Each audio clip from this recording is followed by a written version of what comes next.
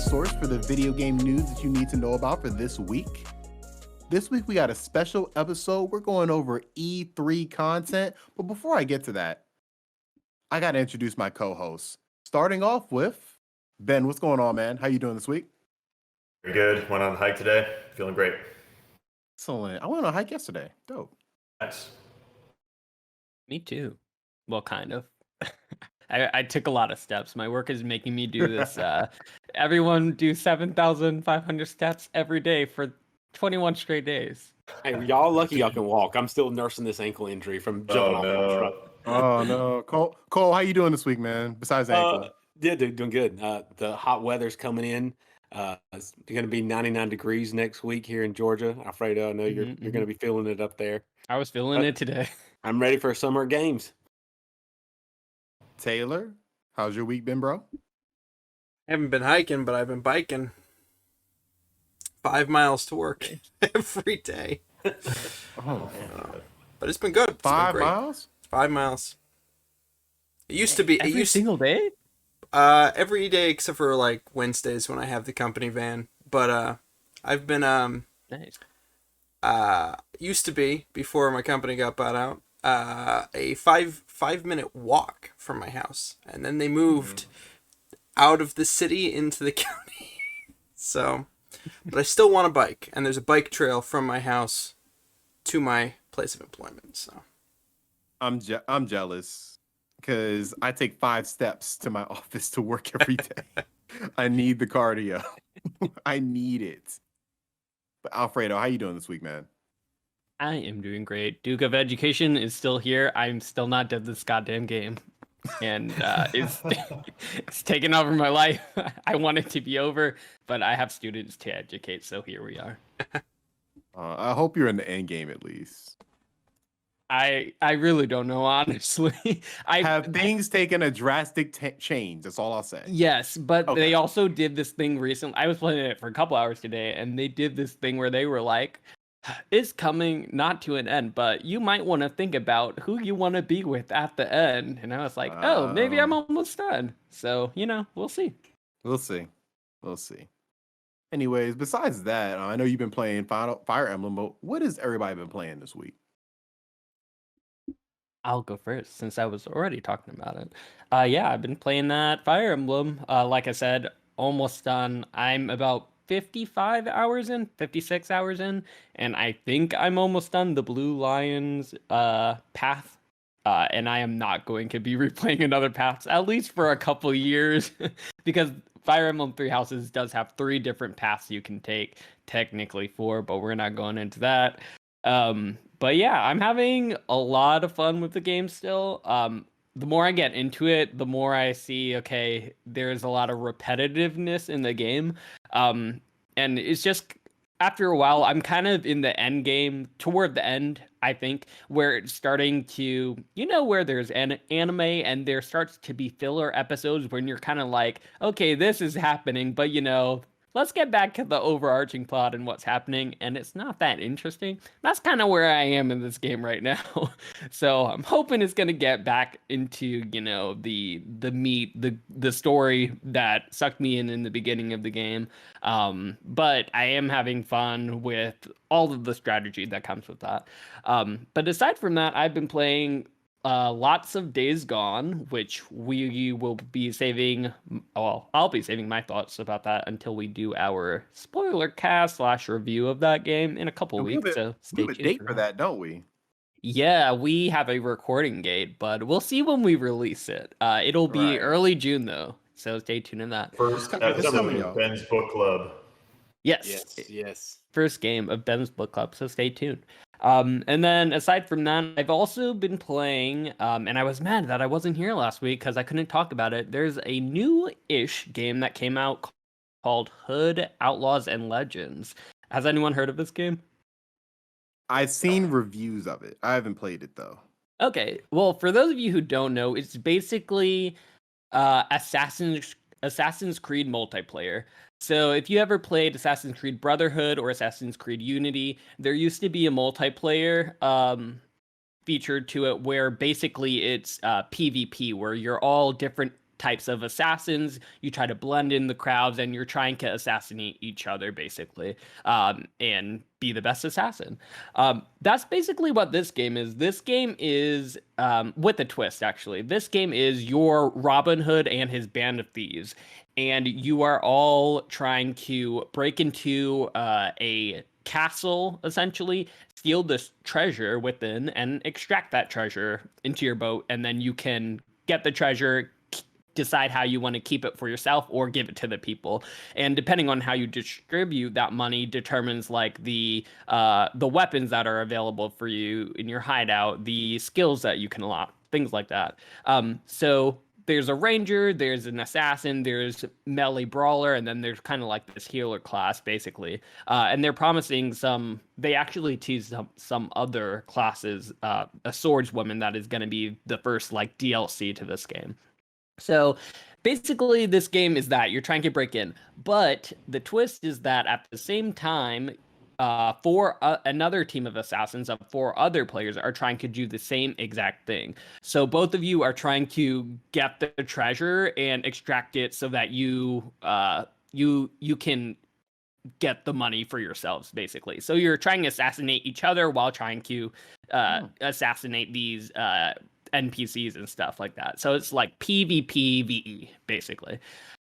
So in theory, very cool concept. I was all in when this was first announced. They allowed a couple people to join in if you pre-ordered like to early access, and that's when I started playing about 2 weeks ago. So I've been playing a couple hours of it. I probably played 7 hours total of it. And the game isn't that great. It's it's fun, I would say, especially in the early hours. The problem with the game is that it needs to be fine-tuned, because when you encounter other players, the other team specifically, the fighting mechanics aren't good enough for a PvP game. So it comes a lot down to who's lucky enough to get the first hit in to be able to knock all the other person out. There are also some issues with like classes, like some classes' abilities are far stronger than others, and the mechanics just don't feel great. When you're fighting the environment, like the NPCs, like it's so cool to take out like a team of guards, like everyone sneak out behind like one guard, take them out at the same time. You feel so cool. In that regard, this game is awesome. But combined with the PvP aspect, it can use a lot of work because it's just not fine-tuned. That said, I'm having a lot of fun with this game. This game was not a full price game. It was $30. So I would not be happy if I paid like $60 price, but for $30, I'm happy with what I got, the experience that I'm having so far, and I'm excited to see, you know, if they can pull out a Rainbow Six Siege where it, you know, when it comes out, it's not that great, but with DLC and everything that comes out in the future, it can get a lot better, because I definitely see a lot of potential with this game. So I'm excited to see where it goes. I'll probably play it for a little bit longer and then just see what happens. But yeah, that's what I've been playing. Sounds cool. Sounds cool. Nice. I never played the Assassin's Creed multiplayer, but it sounds interesting. You didn't miss much. They just weren't looked that up great. gameplay. I beat Brotherhood, and I always saw the multiplayer option there. Never clicked on it, but you know, This it is seemed an interesting. improved multiplayer Assassin's Creed multiplayer. It's better than those Interesting. were. It's just not, you know, it's not what I would expect out of this generation quite yet, but we'll get Got there. you.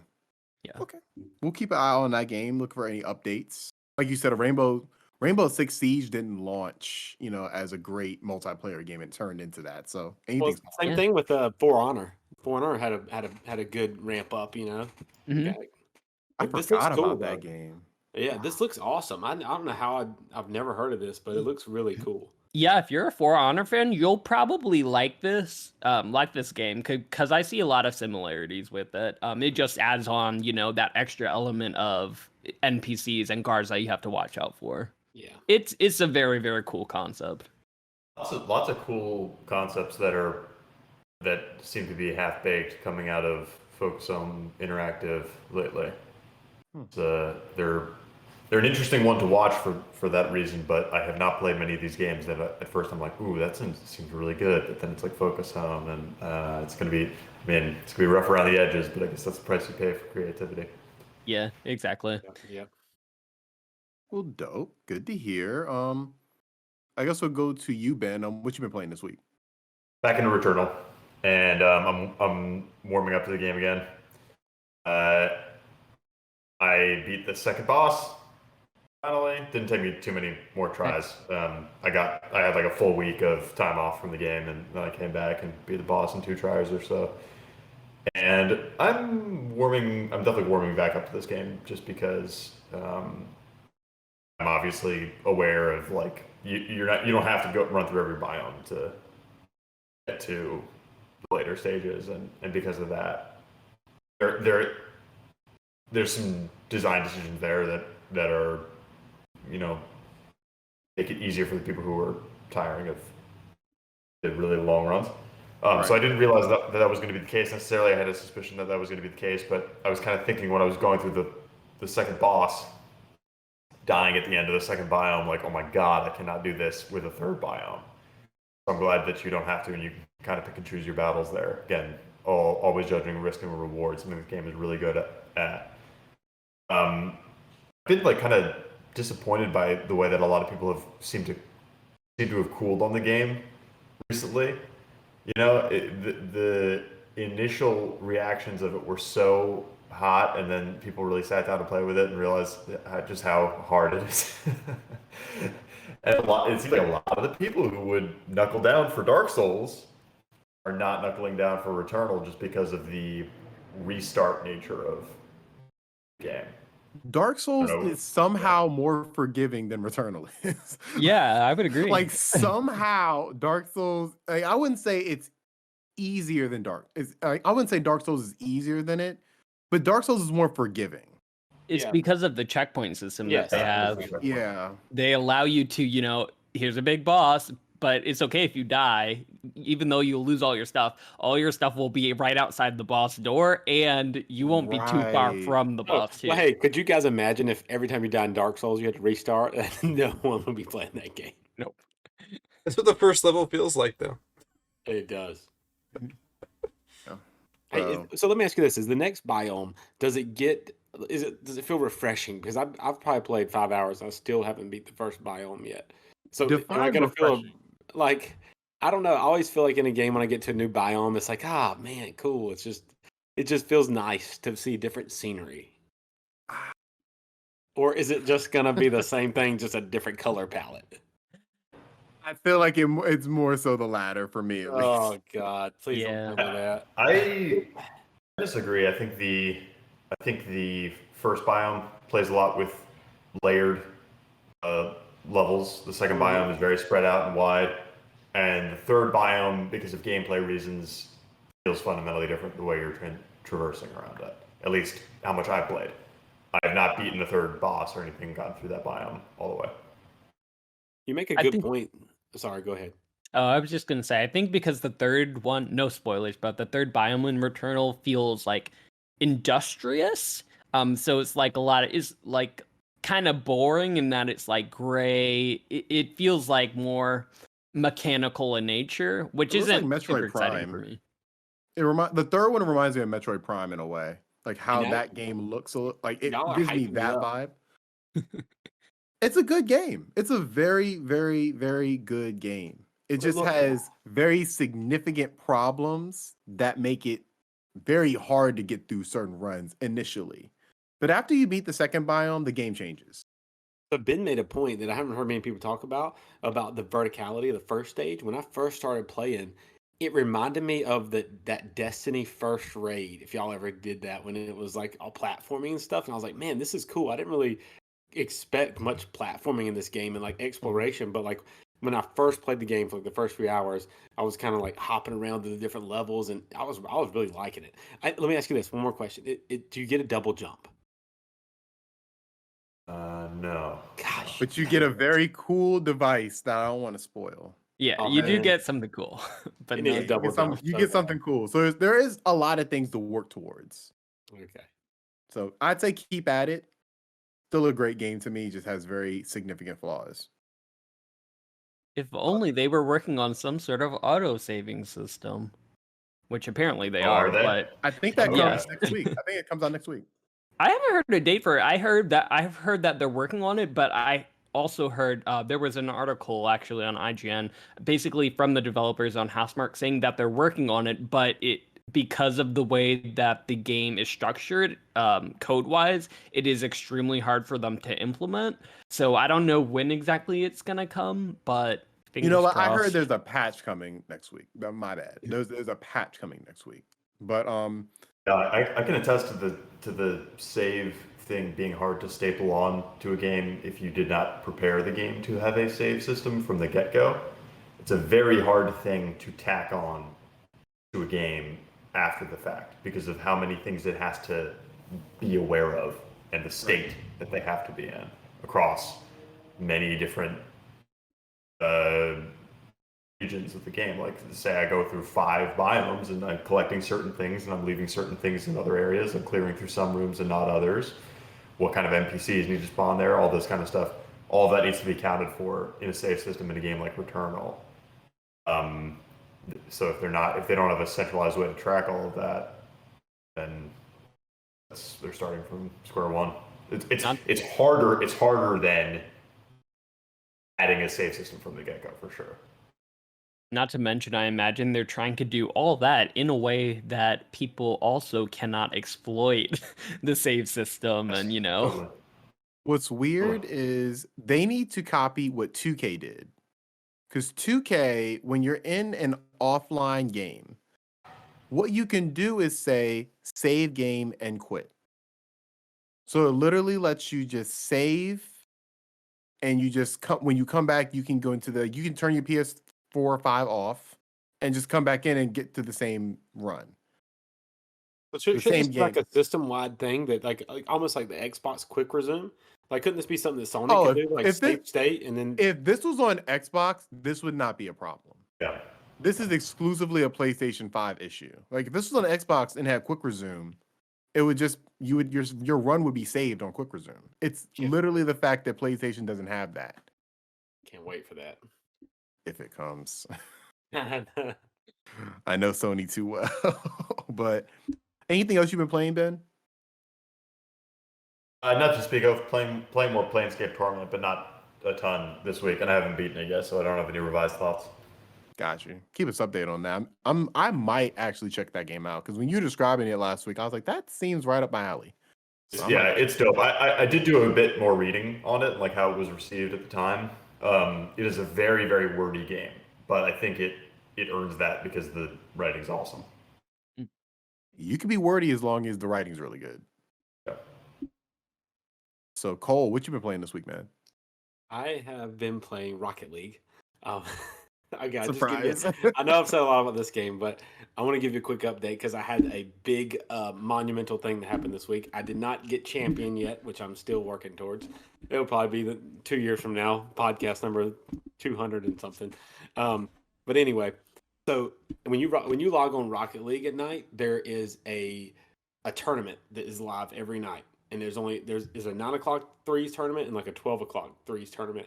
And when me and my buddy usually get on, it's like 8:45.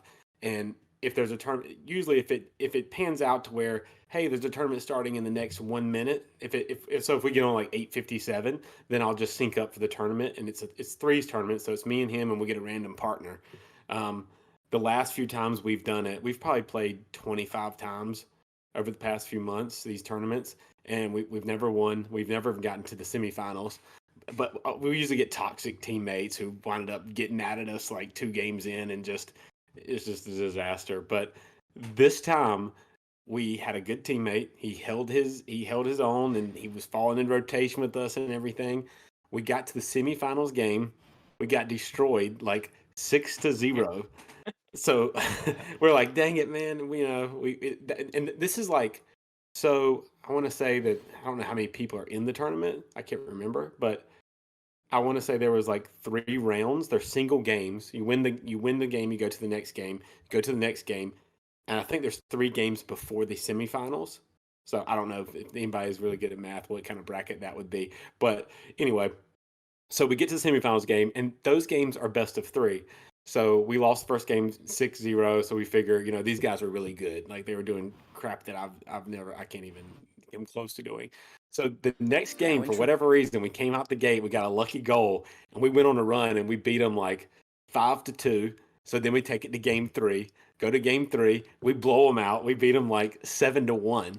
So we go to the finals, we go to the championship, and we're like riding this high and stuff. So we're in the championship game, and we did not let off the throttle. I'm talking like we swept it. We won the first game like 4-0, won the second game like 3-1, and won our first tournament. And with that, you get a coveted title in Rocket League, and it is a season 3 tournament winner that is like in like gold or blue, and it goes up under your name. So we finally got one of those. So we were That's so cool. Are these tournaments? I'm guessing, are they like bracketed depending on what rank you're in? Yeah. So so it's a diamond. We're a diamond tournament. So there's like a gold tournament. You have to be in that rank, and it's the whole span of gold. So it could be gold 1 to gold 3, or platinum 1 to platinum 3. So ours was diamond, which the next level up will be champion, and that's like that's the highest level in Rocket League. But diamond 1 to diamond 3, I mean, there are some good players in that range, and we ran the table at the end. It felt good. We won, awesome.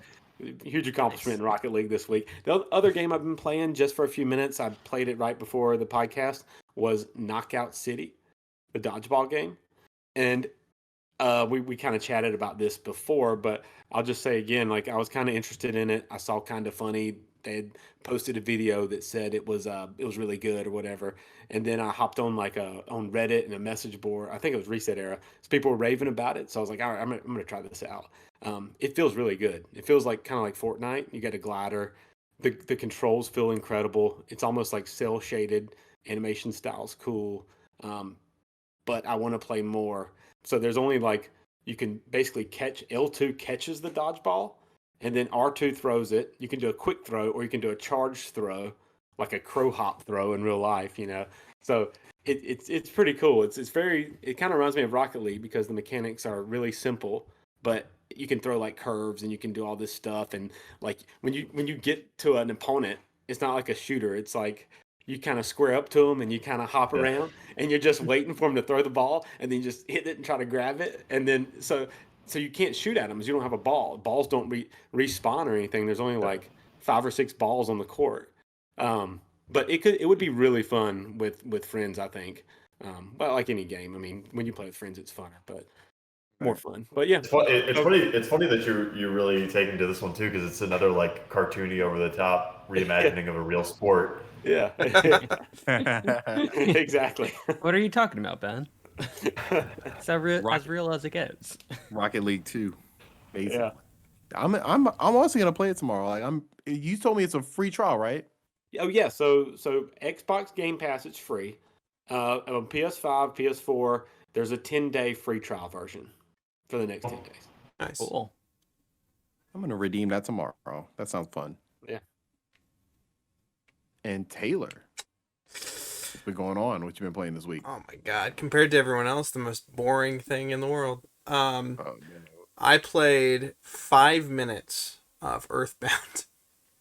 But it's for a good reason. See, I pre-ordered a little device by Epilogue Gaming GB Operator. It is a Game Boy to USB device, and I'm very excited to get it. It's got some cool features that I've been excited to try out, specifically the ability to make your own games and put them on cartridges from the comfort of your own home. And we were talking about bucket list a little bit before the show.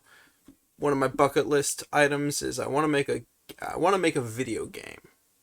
Just a little one. Doesn't have to be anything impressive, but if I made a little video game, I do pixel art on the side.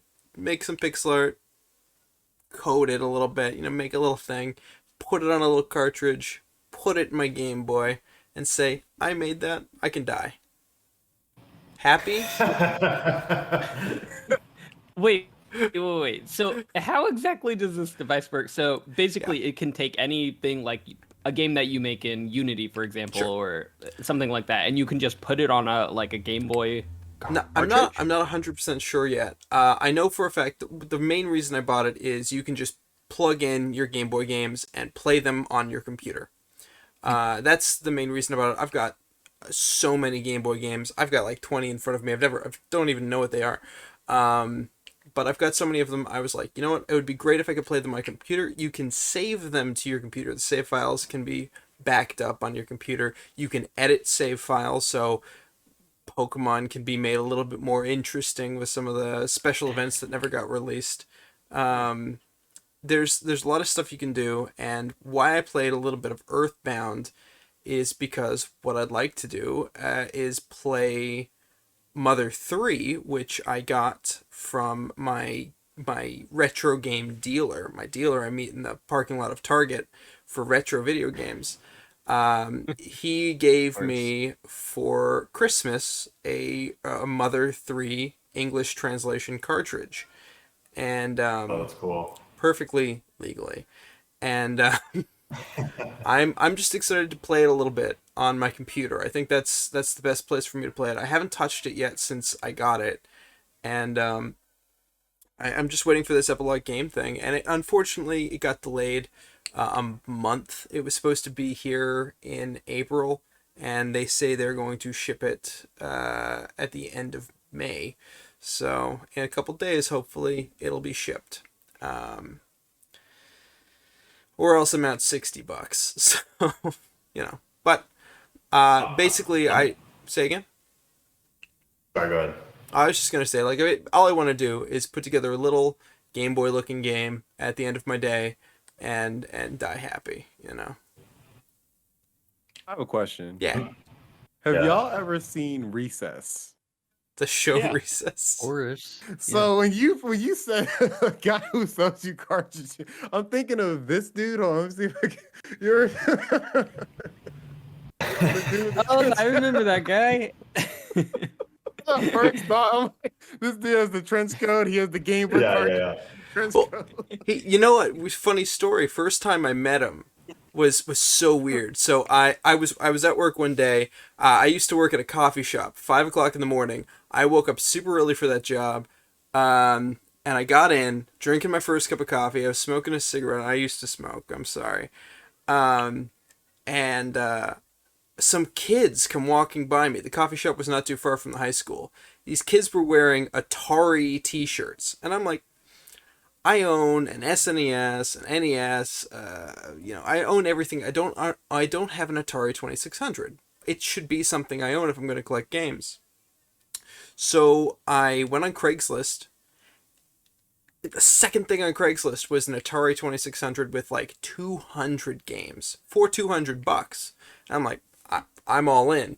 The guy met me in in the Target parking lot that afternoon. And I was looking around. He said he was going to be in some Toyota.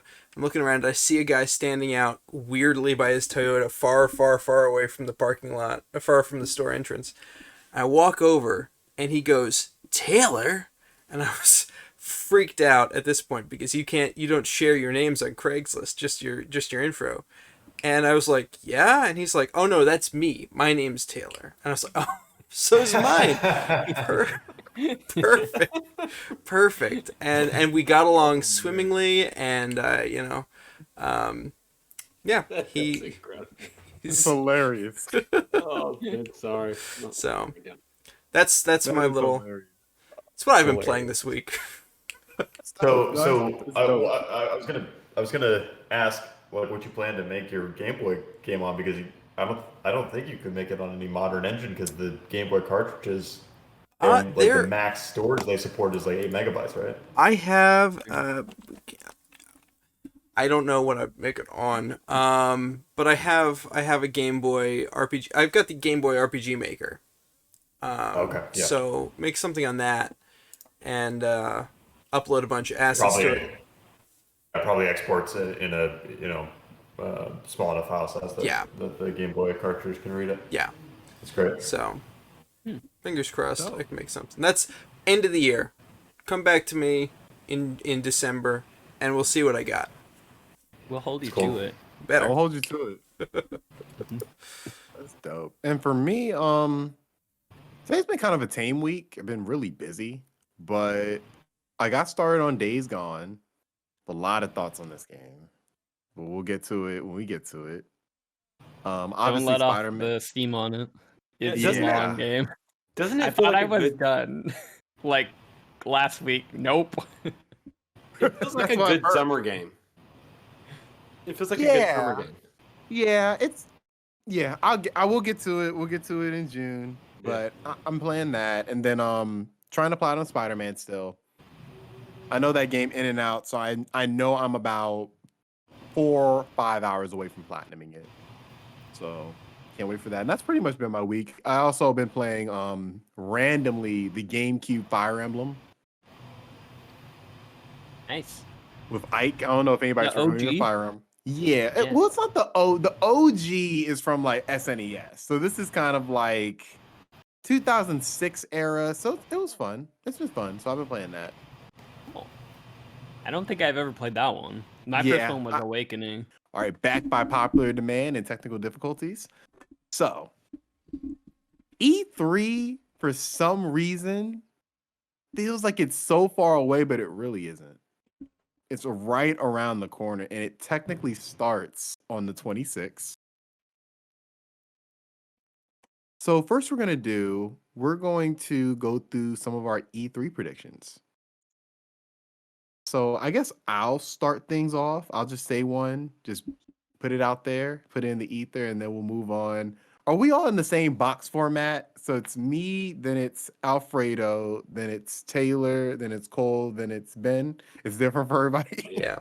It's that for me this way. I guess the best way, what is it for Taylor? It is Ben, Cole, me, you, Alfredo. That's what I have. Yeah, that's me too. I don't know why mine's different. Okay, so we'll start with Ben then. And then we'll just go down that line and then we'll reset. Okay. All right, Ben, what's your first one? My first one and my most wished for is that we will see some teaser, trailer, something, probably first look at gameplay, maybe, of the new BioShock game in development Ooh. at Cloud Chamber Studios in California and published by 2K Games. I am very curious, very excited for this game, hopeful, trepidatious, some could say. But I love BioShock, and I just want to see. I do want to see more from the franchise. It's going to be the second entry that Ken Levine had no involvement in. Irrational Games obviously no longer exists. So yeah, I mean, the sky's the limit, really, with this game. I'm most curious to see what the setting is, because I really feel that they should not go back to Rapture. They should just leave it where it is. This is a long time coming. Yeah. I am so iffy on what they should do, because on one hand, it's like, how do you make it a BioShock? Because I mean, Infinite, while it's not like that was the most far apart from the other two, But I appreciate but it. it still had that. It still had that BioShock feel to it. Yeah. I like them going with a different utopian. I thought it Yeah. was cool. It still had that BioShock, frame about it. So I'm wondering what they're going to do as far as the setting. I'm very curious. Because There on was one some hand, I news wouldn't mind if recently- they went back. I feel like they should just let it be, because I don't know if you guys played the Burial at Sea DLC for Infinite, but that really, like, if you want a BioShock 3 in Rapture, play those DLC, because that's it, and it might ties play the those knot as well. on that whole story and closes it out in a way that satisfies both games, Infinite and the original BioShocks. So I feel like at that point they shouldn't touch it. Like, all they're going to do is disturb something that was ended well, in my opinion. So where do you want to see them go with it? I don't know. I think they should come up with some new creative setting. Underground maybe. That's a good That's one. what I was thinking. They did in the sky. They did underwater. Yep. I don't think they should do space Space. because I don't think they should do space because then it's just System Shock, and they should just call it System Shock 3 at that point. So yeah, I think they should do something imaginative and new and interesting and something that is not every other game, because that's space is like, space is so many other games. Right. But in sky isn't, and city underwater isn't. So what else do you got for me, guys? They had some job postings that suggested the game is open world, which is a change for the series. Aside from that, we really don't know. They kind of did. They kind of did open world with Infinite. If I remember correctly, they had some sort of fast travel system where with the portals that you can Yeah. transfer to different. It wasn't It was- truly open world, obviously. It was but open world like God of War's open world. Sure. Yeah, there was a hub, and you can go into different Yeah. areas. Each little I don't pathway even- feels like it. Yeah. I don't recall a hub. I don't recall a hub at all. It was a pretty linear sequence. You could travel back to previous areas like you could in the original BioShock games. But, I don't think there was any real hub and spoke nature to it. It was a pretty linear sequence of levels that were fairly discrete. Now the levels themselves were fairly large, and you could go through them in any order that you wanted to. But once you left the level, there was nothing really else to do there. Maybe it just kind of flowed so well it felt open world, because I'm kind of on the same page as Alfredo. It kind of felt open world to me, but I mean, I know it wasn't open world, but it just felt more sprawling, I guess. It's been think a a lot of while. the- Also, it's been so many games have come out since that game, so I could imagine at the time I was probably like, "Oh wow, this is like open world for its time." Until But everything now- became open world. Right. Yeah. Now it's a little bit different. You guys speaking specifically about Infinite? Yeah. Mhm. Or yeah. Infinite definitely felt more open than original BioShock games. Part of that, I think, is just because it was wide open space in the art, Yeah. not this confined Mhm. water setup. But I think another thing that contributed to the illusion of an open world game was there was a lot of backtracking that you would have to do, where you would go into an area, you'd visit the area, then you'd go into a side area, you'd come back through the side area, back into the main area, which would have some sort of change to it. There was quite a bit of that in Infinite, which probably made the whole thing feel more coherent as an open world. Infinite can't was my wait. favorite. I loved Infinite. One's still the best one for me, but Infinite was definitely. They all are really good. They all are very good. Yeah, one was definitely my favorite. Infinite made me confused. I had to Infinite, sit for a hated couple for a minutes while. after it ended. I hated Oh, Infinite really? for a while. I didn't like it at first. I was like, this is such a departure. And then I played it again, and it was like, oh, this is still BioShock. Yeah. This is still BioShock. It's still like, from a more mature standpoint for me, it was like, okay, it still has the same themes. Mhm. Well, I played it when it first came out, and I remember being disappointed initially. That was one of the last PS3 games I think I ever played. It wasn't. I don't think BioShock wasn't my favorite game, but I played all of them, not the DLC. But I Me played neither. all of them, and I'm excited to see where they go next. I'm probably not gonna wait and hold off on it until like a sale or something, just because first-person games like that usually aren't my jam. But I'm really excited to see what they do from a story perspective, especially seeing how they try to continue the story of what and build on the lore of BioShock as a whole. Because the lore in BioShock is really fascinating and is really intriguing. So I'm excited to see what they do. Excellent. Well, I can't wait. I hope you're right. I hope that's there. Will we Cole. get a date though, Ben? Oh yes. No date. Definitely not. Definitely not. It'll be the first look, but definitely no day. Will it be just a you think it's just a trailer?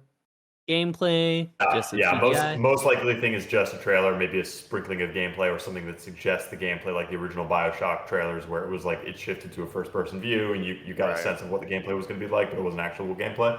I think it's going to be something like that. Right. All right, Cole. What's your first? So this is a Take-Two prediction also, and I hate to mention this game so much, just like Rocket League, but gosh, just love them so much. GTA 5 is going to be on the Sony Showcase for next gen, the PS5. It's going to be the first footage and the features, kind of like how they showed a trailer at E3 for their next gen, their PS4 version of GTA 5. There's going to be one of those, and they're going to bring Liberty City back. This is my moonshot prediction. That's a very safe bet that they're going to show GTA 5 next gen. But Liberty City is going to come back for online. You're going to be able to fly, back and forth and go to Liberty City and do missions. This is my dream. Cool. So that's my prediction. That would be crazy. It's not. I don't think it's that pie in the sky because they have to do for online though. They It have to to be. It would have to be for online because they're not Yeah. doing anything single player. Yeah. Well, I would think they would try to save that for GTA 6. Yeah, now that would be. I feel like they're going to do it eventually somehow, but I feel like online. Now, I don't think it's going to be continuous open world. I think it's going to be like you go to the airport, you have to load in Liberty City, but I still think, I just have a feeling, that's going to be their big thing. Now, I don't know. That's kind of a moonshot prediction. I don't think it's going to happen, but I would be so hyped if that happened. The part that is most moonshot is that you said it was going to be on the Sony press conference, and there is no Sony press conference. Oh, there's Sony not? will not be at E3. Oh, man. Do they have anything going on though? Like, do they have Like their the own State of separate Play? thing during the Hold on, same hold time? on. Nothing announced. Nothing announced. Okay. Oh yeah, but I bet they're gonna do it. Microsoft said they're going to be there, but they haven't announced their time yet. So Microsoft are I'm thinking confirmed to be there though. They're they confirmed to are? be at E3, and so is Okay. Nintendo. Sony's the only one that's not. Are they Weird. confirmed not to be there? Pretty No. sure. They It's weren't. confirmed not to They be. weren't there. They weren't there last year. Oh god. weren't there the year Because they before just either. did. They just did their state of play. Like, They around haven't that been time. there since 2017 or 2018, I think. It's It's weird. been a That, while. it's weird. No, the last Nintendo's there then.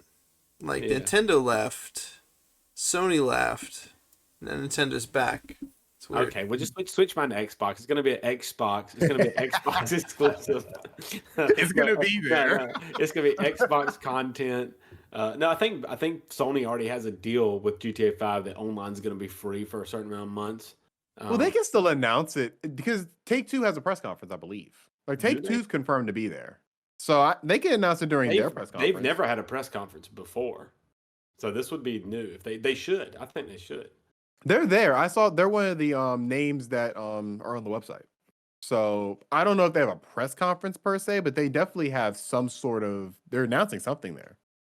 Which Whether it's GTA 5, I don't know about that. What's But interesting is a GTA game has never since 3 has never been announced at E3 ever. Like GTA, they don't need it. They just eat up all the media attention it's usually a random Tuesday or Thursday. They'll just drop an announcement, or it will be like a Twitter post that will say GTA 6 trailer Thursday 9 a.m. and everybody They just drop it on YouTube. Like I remember in high school it was during our study hall, and my friend Trey's like, "Hey, GTA 5's on YouTube." I was like, "What?"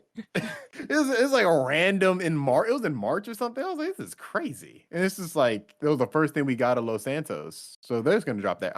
I don't think it's gonna be at E3 as far as GTA 6 goes, but GTA 5 possibility. That's why I'm saying this is going to be a Possibility. GTA 5 enhanced trailer. We're going to get footage and kind of see what's new. And Moonshot is Liberty City will be in online. Got you. All right, Taylor. You told us in the beginning you got some crazy predictions, so I'm ready. Here's my first prediction. I'm going to start off with my most crazy. I think that's the order I want to go in. Most out there, most surprising, and I win big bucks if this comes true, is Pokemon Sleep,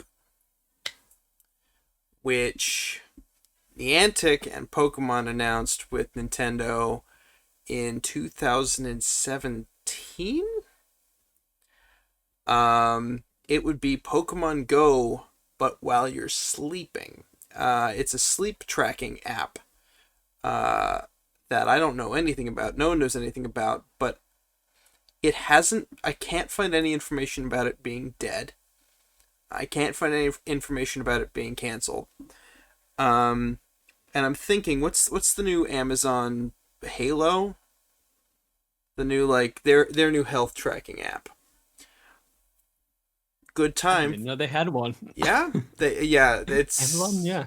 It spies on everything you say. It tells you if people are mad or sad or happy or something. But Nintendo could come out and say, or Pokemon could come out and say, it's Year of the Pokemon 2021 or whatever year it is.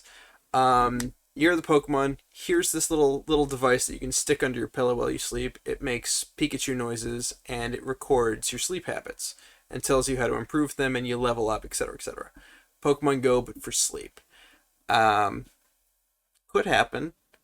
I don't know who the audience for that would be, but it was Pokemon fans in general. Pokemon fans. in They'll general. buy it. They'll buy it. It's gonna be They buy 60, everything, so 60 yeah. bucks. 60 Yeah. bucks for a little Pokeball shaped disc you slip under your pillow. I assume that's what it's gonna be. $60. I don't know. It costs $60 to buy a controller for one hand, for a Pokeball controller for Pokemon Let's Go Pikachu and Eevee, only usable with that game. $60. So I So- can actually see this happening. It's crazy enough to Especially- work. Yeah, I can Yeah. see like Nintendo being like, yeah, I can see it. let's announce it. We Weirder haven't things have heard happened. anything. Yeah, we haven't heard anything about it besides Pokemon Sleep was a thing, like you said, Taylor, a couple years ago, and we haven't heard anything since. I never think heard they're of that due. at all. I Oh, think, really? Oh yeah, it was so under the radar, and it kind of after a year, and it didn't show up at the next E3, and no one talked about it at any Nintendo showcase or Pokemon funders meeting or whatever. People were like, where'd it go? It's dead. I think 2021. Revival coming out of the pandemic. People are having trouble sleeping. People are working again. People are getting all stressed. Time for Pikachu to come comfort you in your dreams, or drowsy. I don't know. So, that's my way long shot. Well, you got to make sure that you review it if it is a thing. Sure, I'll, Right. If I'm watching That's this your live responsibility that you have to review it. If I'm watching this live stream, is Nintendo doing a direct? they're actually doing whatever. something with E3. They're going to be there. Yeah. Oh, They awesome. have to show off that game, the open world one. They have Oh, to. yeah. Something of there has to be something of that sort there. Well, which one? Zelda? No. The Pokemon the Legends, Pokemon Arceus. Legends. Yeah. I wasn't even gonna talk about those because there's obviously it's Year of the Pokemon, 100% Pokemon Diamond and Pearl remakes and Arceus or Arceus, whatever it's called, are going But to in be there. addition, Pokemon Sleep. Pokemon Sleep. I That's got you. that's my I thought. got you. Yeah. I'm looking out for it. I hope it's there. That sounds dope. I might get it. I have trouble sleeping, so I might need that. Yeah. $60. Mark my words. Crazy if they announce that. I'm gonna get hype. So are you gonna get the new Breath of the Wild 2 or are you gonna get Pokemon Sleep? That's the question. That's the question. My prediction is we're gonna get Breath of the Wild 2 gameplay. Sure. I think it's time. It's time. The pandemic, I feel like we were gonna get it last year and the pandemic hit. I feel like now is the best time. We were introduced to Breath of the Wild originally at E3, I believe 2015. Yeah. So it sounds about right that we should get some footage from this game. Maybe not, a super in-depth look at the game, but at least what's different about this sequel. I think that we're going to get that this year. What do you think is going to be different? Are you thinking multiple Yes. playable characters? Are you thinking Hey, give us some- Alfredo's asking the real questions. let me tag on my so my second prediction was Breath of the Wild 2 gameplay with announcement dropping this fall with co-op. That was my second. See, I don't know if it's coming out this fall. That's a lot. Co-op? I don't know about co-op I can't- either. Co-op, I can see more believable than it dropping this year. For a main Zelda game though? Oh, that would be crazy. Like that's It's never possible. happened. It's possible. It's possible. I would say the main difference, I feel like it's going to be more Majora's Mask than Ocarina of Time. Like if Breath of the Wild is the Ocarina of Time, this sequel is going to be, I don't even think it's going to be called Breath of the Wild 2. It's going to be called Breath of the Wild something. Yeah. And it's going to take that world and transform it in a way that makes it almost unrecognizable. Isn't it supposed to be underground? Like they said, it's all gonna be underground. I don't remember that. I don't remember that specifically. But I could be wrong, Thomas, though. I will say you just sparked my brain into thinking something. Because one of the main, I mean, Cole also, one of the main conversation points about this game is Nintendo has to take some mechanic and make it interesting again, like they did with the climbing mechanic, and like that's the whole point of these games. Take some small mechanics and really, really, really stretch their muscles. Right. You just mentioned Ocarina of Time. Time travel, because that's another big contentious issue with this game is where it's set in the timeline. Breath of the Wild is one of the few Zelda games that has a super well organized and thought out lore. Right. What a perfect place to take one of their mechanic Nintendo's already used successfully and throw it into an open world game. Time travel. Hear me out. I'm just saying. I could see it. I don't hate it. I like it. I love that idea. I was disappointed playing Breath of the Wild that there wasn't in the back of my mind. I tried to stay away from spoilers and looking at too many videos. I was so thinking that there was going to be some kind of element like Ocarina of Time or Link to the Past where there's some sort of time travel or something. When that didn't happen, I was kind of disappointed. Breath of the Wild doesn't have the best story in the world. Yeah. Like that game is not meant to be a story game, and I don't expect this one to be a story game either. And I didn't mean it as a story, more of like as just a cool device, like just traveling back and forth between the times. Gotcha. Yeah, What I meant- love that as a love that mechanic. too. Yeah. Yeah. There were two games that came out in 2017 that were a couple months apart from each other, Dishonored 2 and Titanfall 2, that both played with a mechanic like this where you're switching back and forth between two different times in the same place. Exactly. And you're using it to solve puzzles or work around combat areas. Dishonored's a much slower paced game, so it's very methodical, and you're thinking about how to get through situations. And then Titanfall 2 is a very twitchy, fast game, so you're like doing amazing platforming at high speed and switching between the two timelines to make that work. So both of these games really showed what's possible when you're switching between like two timelines for the sake of puzzle solving and just interesting environments and expanding what you can really do in a single level. I would love to see something like that applied to a huge open world game. Yeah. And then like maybe throw in a couple more time periods in there too. I love it. Did Yeah, y'all I ever could- play Ocarina of Time? I played a little bit of Yeah. it. Yeah. I played it. I think it's a little overrated, but yeah, I played it. Well, but you played it Doesn't age late, super like, well. dude. when Yeah, that yeah, game- of course. When that game came out, oh my goodness gracious, it was incredible. I mean, it was ridiculous. Yeah, that game is important for the lineage of history of video games.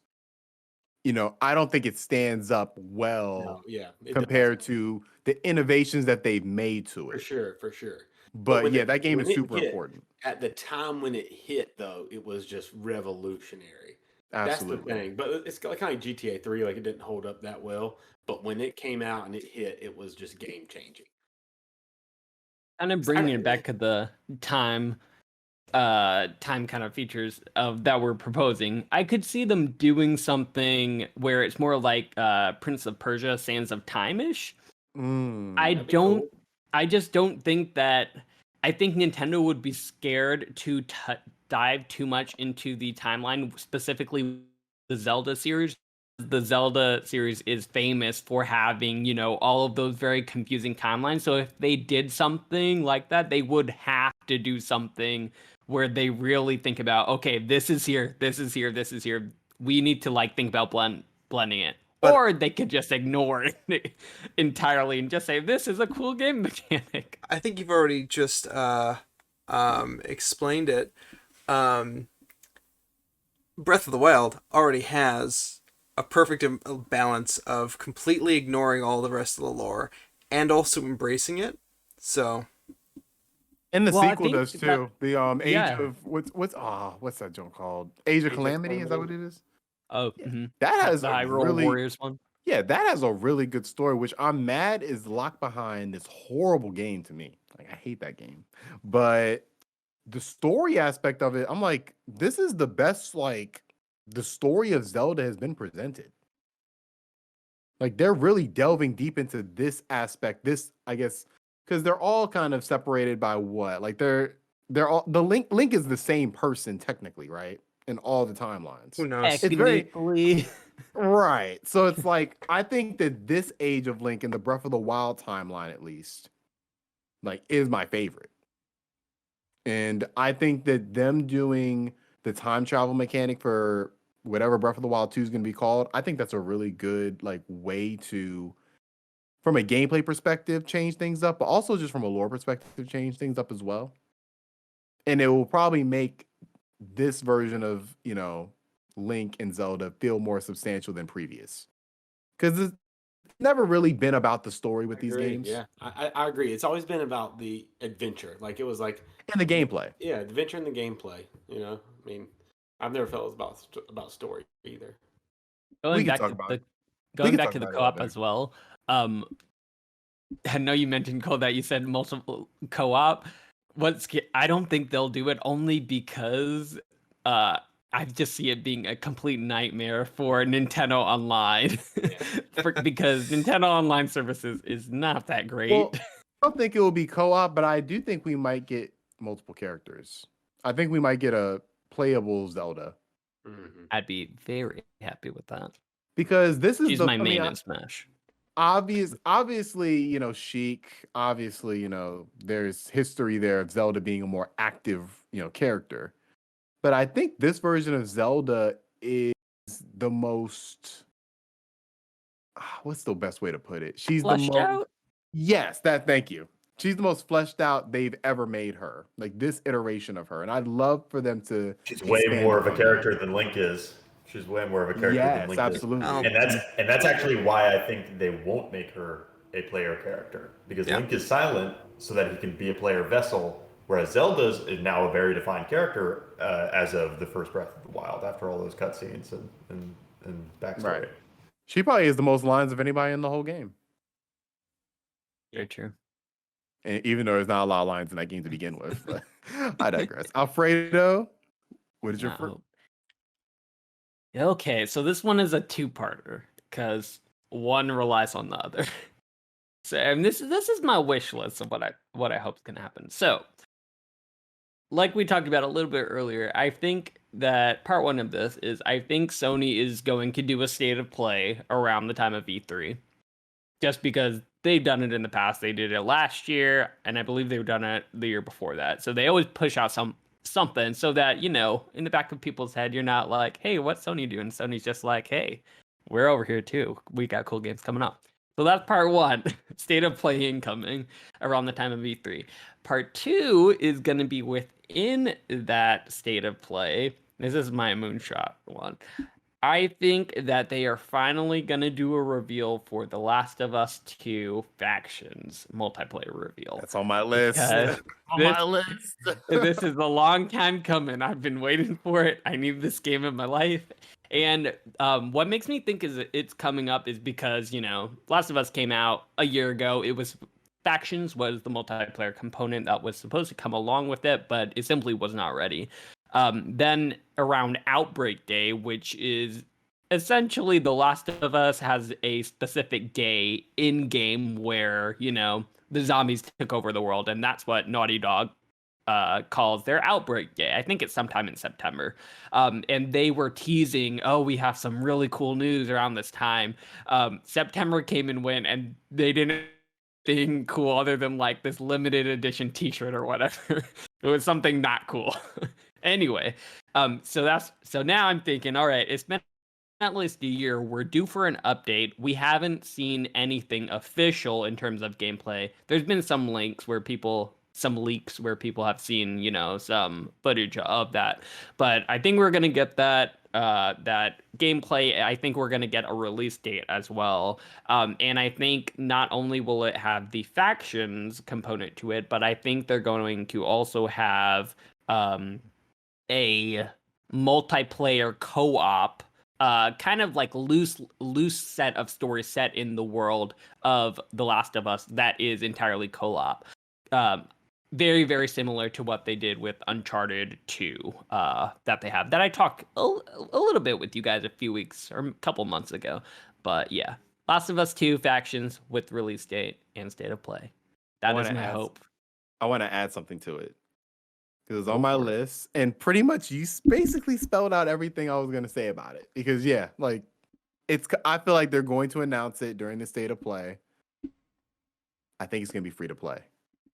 Yeah, that's my thing. Yeah, that was on my list. Yeah, I think it's either free to play or it's a PlayStation Plus game. The two. When I say free to play, I mean it's going to be free to play for anybody who has PlayStation Plus. I would say it would be free to play to anyone who has The Last of Us, and it would be an additional like $10 or $20 for a standalone. See, I was with you before this week when they did because I feel like if they were gonna do that, they were gonna bundle that 60 frames per second mode, PS5 enhancements with it. My thought process was always they were gonna have The Last of Us Deluxe Edition with PS5 enhancements, factions. Once they released the PS5, I'm like, oh, so they did that for free. Mm-hmm. The game sold very well. And the one thing that Sony doesn't have is an exclusive free-to-play online multiplayer game. Xbox has a couple of them, mainly Sea of Thieves. That's the main one. A good point. I agree. I think that this is going to be their answer to a Sea of Thieves type game. I think it's going to be free to play. Obviously, they have cosmetics you can buy. I think we're here. I think I'm gonna stick with saying it's only gonna be free to those who have The Last of Us, and it's gonna be an additional $20, let's say, for an expansion.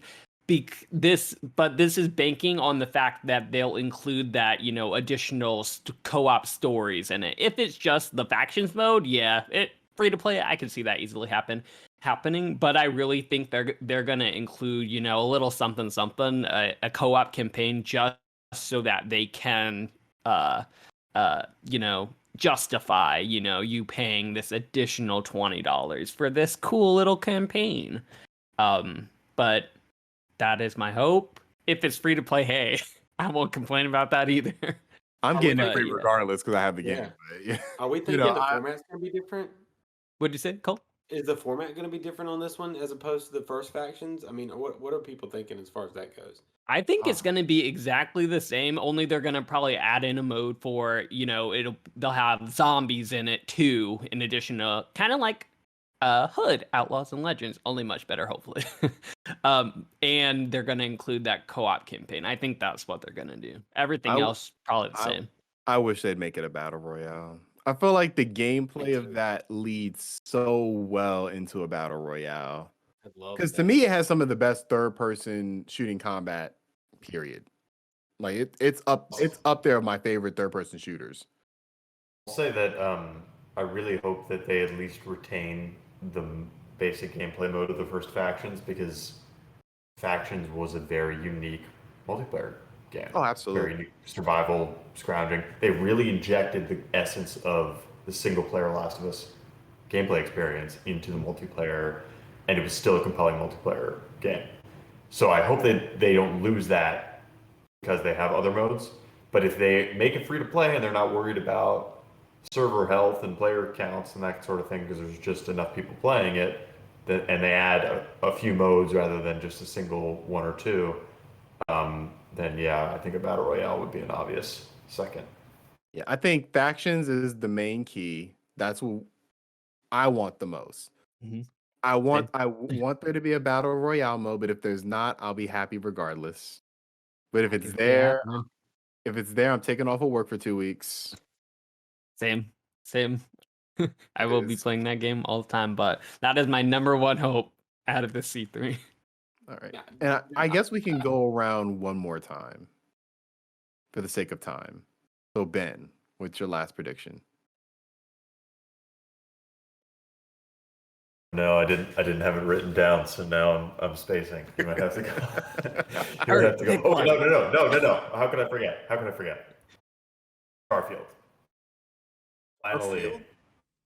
Starfield. Like Oh. I thought you said, I was like, Garfield. I thought you said Garfield too. Guys, the president. hear me out. All of our faces Garfield, were 60 Garfield. frames. Yeah.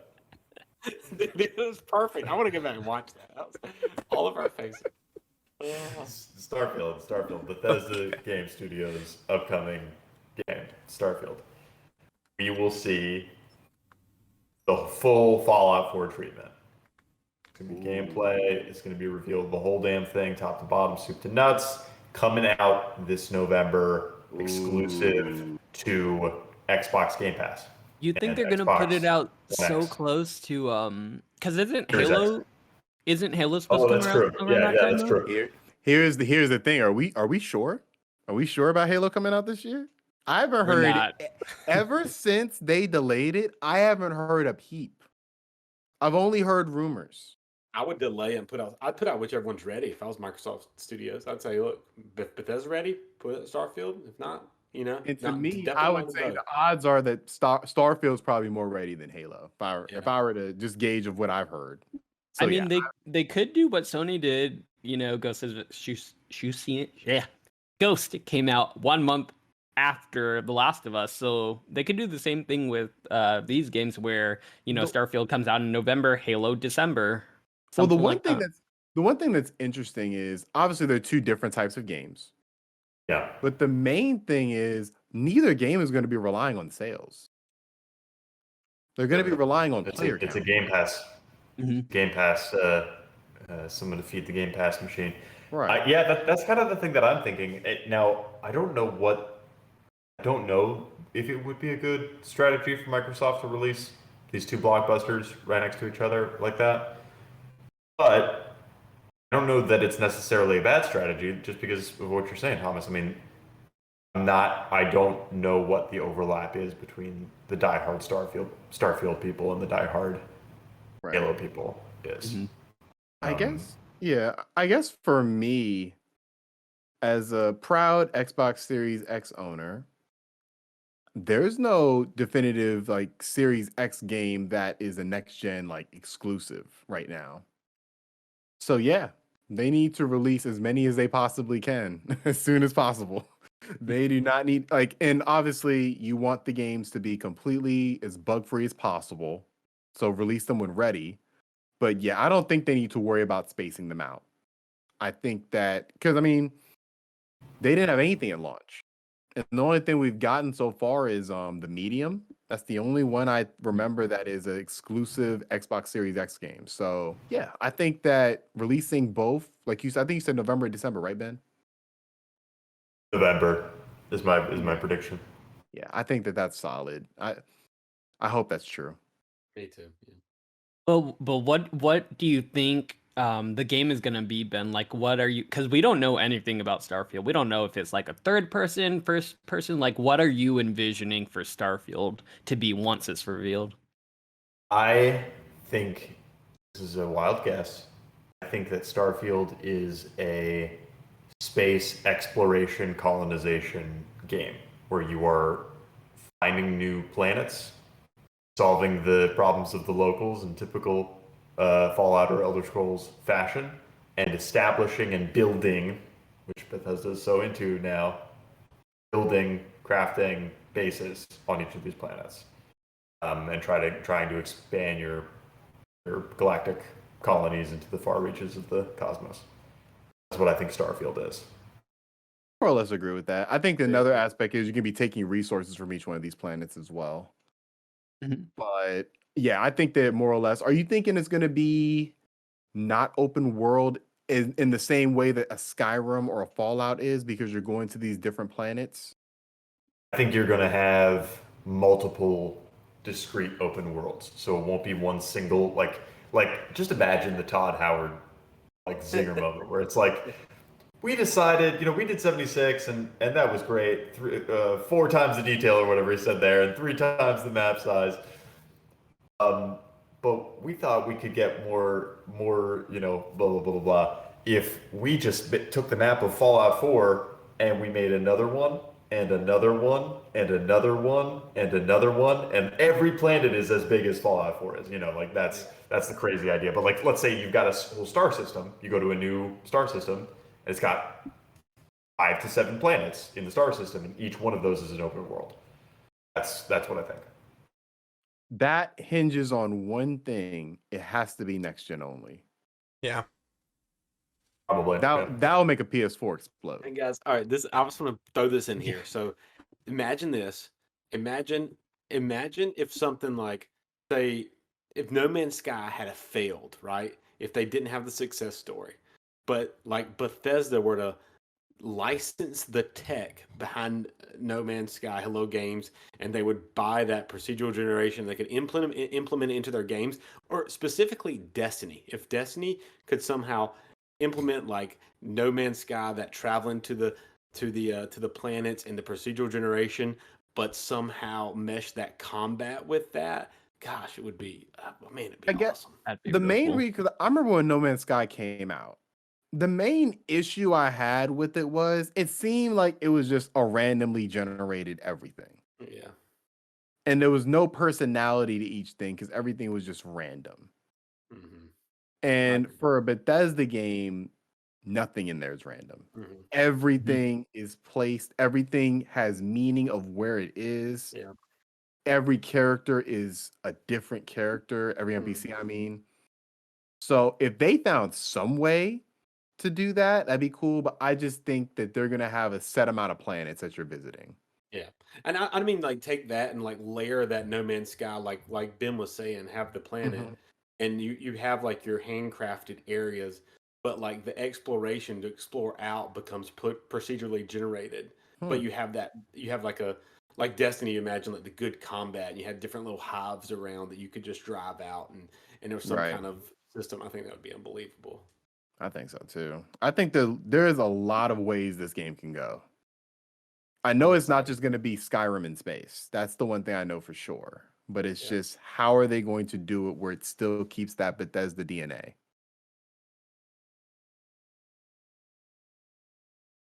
Hopefully we'll find out in 2 weeks or 3 weeks. Hopefully. Around there. Hoping. And Ben, I really hope that November date is real. Like, that would be a surprise. Nothing is leaked, which means that it's not real because it would leak. But did Fallout? I don't think Fallout 4 leaked. I remember that being it did. It did. Yeah. A couple months before the script leaked on Kotaku, I think. Man. Well, you're probably right then, damn. Anyways, Cole. Okay. All right. So mine is, this game is going to come out. It's going to blow everyone away. It's going to be Game of Show. The release date is going to be, it's going to be a year. It's going to say 2022. It's going to be pushed back to fall. But this is going to be the hype. This is going to be the game that delivers with the gameplay. And it's just going to hit. It's going to hit the show right. People are going to be hyped out of their minds. This is a franchise that's coming back for the first time in a long time. Does anybody know what I'm getting at? Keep the thief. Metroid. Rocket League 2. You really buried the lead here. Nope, it's going to be Fable 4. Oh. Ooh. Re-announced? Good pick. They announced it last year. Yeah. They did, yeah. The cinematic trailer.